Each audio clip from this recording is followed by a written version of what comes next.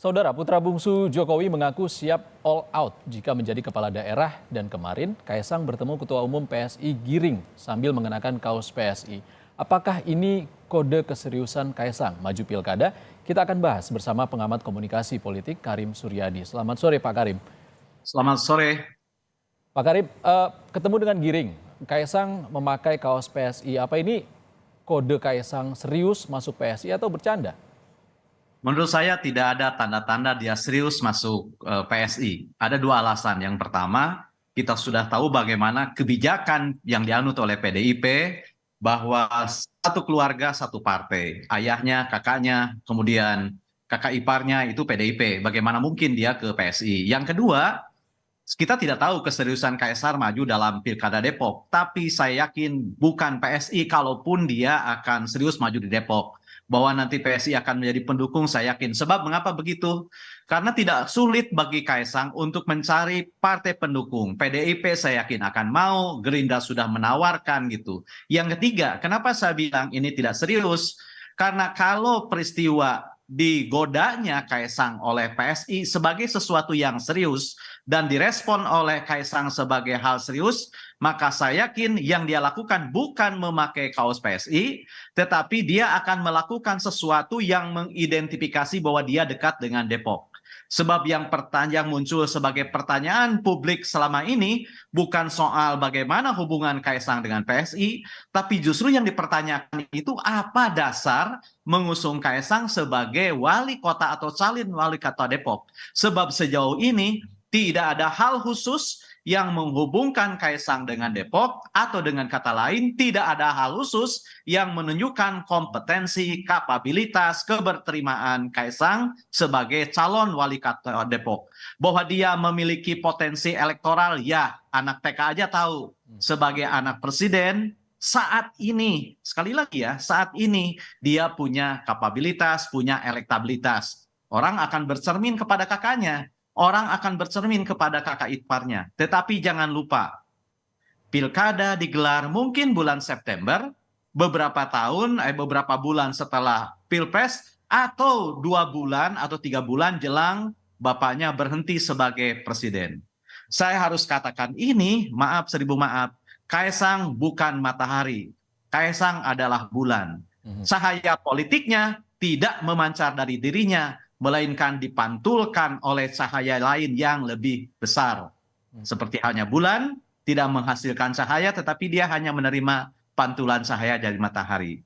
Jadi kalau dilihat kalkulasinya hari ini, ya potensi elektabilitasnya besar, tapi belum tentu ketika menjelang pilkada. Sebab pilkada akan dihelat menjelang berakhirnya masa jabatan Presiden Joko Widodo. Pak Karim, tapi kan yang terjadi selama ini banyak kaos simbol politik yang sudah dikenakan Kaisang dan juga diposting gitu sosial media. Tidak hanya kaos PSI, ada kaos Prabowo Subianto, bahkan ada kaos Puan Maharani juga pernah dikenakan oleh Kaisang. Apakah ini bentuk dari komunikasi politik Kaisang untuk menurunkan tensi sentimen politik dari simbol-simbol yang ada selama ini atau gimana? Ya justru itu, justru karena dia menggunakan kaos yang berbeda-beda, maka ketika dia menggunakan kaos tidak bisa diidentifikasi sebagai kecenderungan politiknya terhadap kaos yang menyimbolkan partai itu, gitu kan? Jadi kalau kemarin atau nggak tahu siapa kapan dia menggunakan kaos PSI bareng dengan ketua PSI, itu tidak bisa dibaca sebagai kedekatan Kaisang dengan PSI, keseriusan Kaisang terhadap PSI, atau keseriusan Kaisang merespon apa yang dilakukan PSI. Sebab ini digugurkan oleh peristiwa sebelumnya yang menggunakan kaos partai lain gitu ya. Sebab kalau saya tidak tahu, tidak pernah wawancara, tetapi kita punya rujukan, ada teori yang disebut dengan teori koherensi. Sebuah tindakan, sebuah pernyataan dinilai benar apabila dia koherens dengan peristiwa sebelumnya. Nah, karena peristiwa sebelumnya tidak ajeg, tidak koherens, maka tindakannya saat ini tidak bisa dibaca sebagai simbol preferensi politik.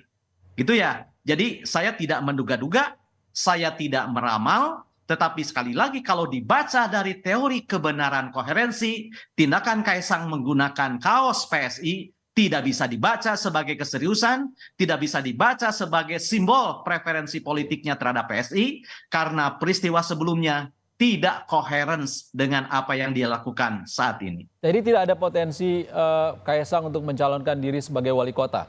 Potensi bisa saja, tetapi kita tidak tahu partai mana yang mengusung. Sebab saya katakan, kalau dilihat dari kekuatan partai, banyak partai yang lebih besar bersedia.